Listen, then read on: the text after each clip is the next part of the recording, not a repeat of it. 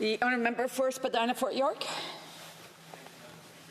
On April 15th, I asked the Minister of Foreign Affairs if the government could tear itself away from its NDP partners' traditional anti-Israeli ideology and take a strong stand against the Islamic regime in Iran's missile attacks against Israel and support that country's right to exist and to defend itself.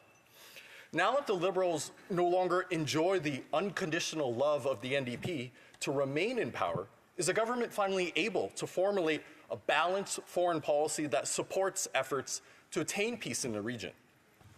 Madam Speaker, is the government also able to fully condemn the actions of the Islamic regime in Iran, a rogue nation that supports terrorists and does nothing to restore the peace process? Canadians are also concerned, Madam Speaker, about the government's inability to combat anti-Semitism in Canada, enforce our hate laws, and remove from Canada organizations like Samidoun that are linked with a listed terrorist organization.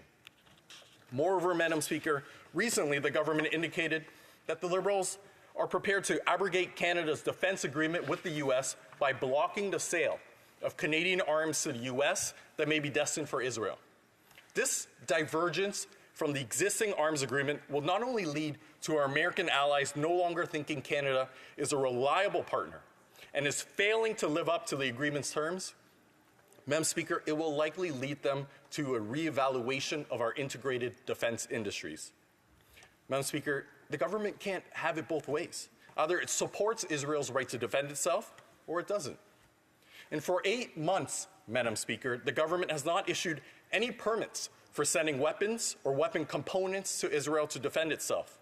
Moreover, if Canada does block arms sales to the U.S., Canada would be in violation of the 1956 Defense Production Sharing Agreement, which is a key military trade deal between our two countries.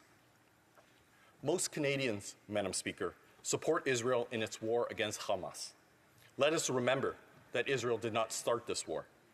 We will soon be observing the first anniversary since the horrific October 7th attack against Israel by Hamas. And over 1,200 Israelis were killed and hundreds taken hostage, and 101 remain in captivity. Let us also not forget the Islamic regime in Iran's massive missile attack on Israel, or that Hezbollah has fired over 8,000 rockets at Israel since October 8th. Madam Speaker, Canadians fail to see the logic of this Liberal government. In the face of unprecedented anti-Semitic riots across Canada, with supporters of Hamas and the PFLP roaming around spewing their hate propaganda with immunity, and with attacks launched against Israel by Hamas, the Islamic regime in Iran, and their proxies, the Liberal government announces an arms embargo on Israel. What a brilliant policy initiative. Madam Speaker, Tehran does not want peace. When they launched their missile attack against Israel, it was not to defend Hamas or to avenge the deaths of Palestinians.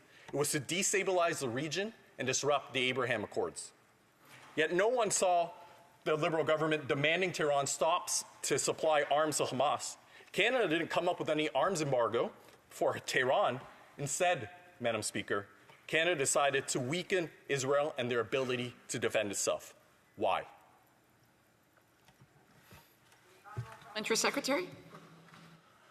Thank you very much, Madam Speaker. I'd like to start by restating, and I will continually state, that Canada unequivocally condemns the attacks by Iran against Israel. This attack only serves to destabilize the region and further escalate the violence which is disproportionately killing innocent people, women, children, elderly, and disabled people disproportionately, Madam Speaker. This violence achieves nothing. It is completely unacceptable, and it must come to an end. Our government has been clear. Hamas is a terrorist organization. Hezbollah is a terrorist organization. The IRGC is a terrorist organization. The violence must stop. Canada has been calling for an immediate, sustainable ceasefire for months. This cannot be one-sided. Hamas must release all hostages and lay down its arms, and humanitarian aid must urgently be increased and sustained, and those pathways which assure it must be maintained as well. Rapid, safe, and unimpeded humanitarian relief must continually be provided to civilians as long as this conflict continues.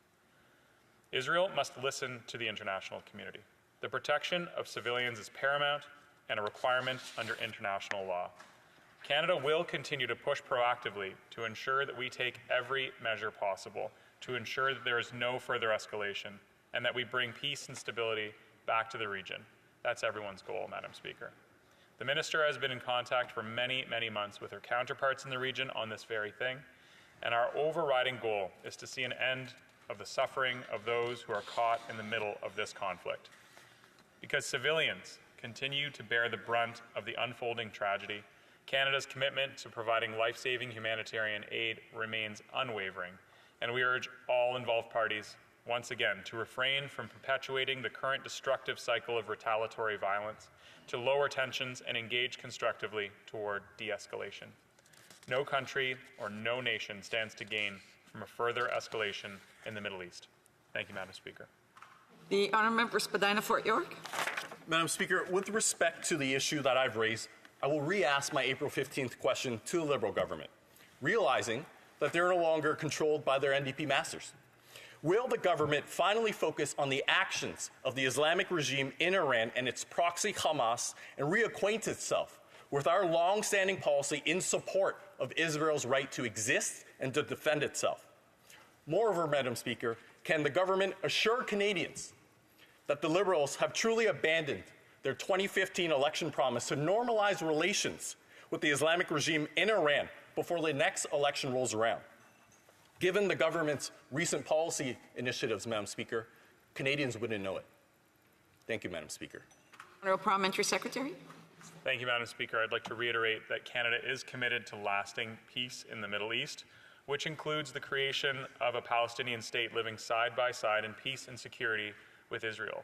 Madam Speaker, that two-state solution needs to be a priority for anybody who's committed to lasting and sustained peace in the region, and unfortunately, I didn't hear the term two-state solution from my colleague's speech today. All Israelis and Palestinians have the right to live in peace and security.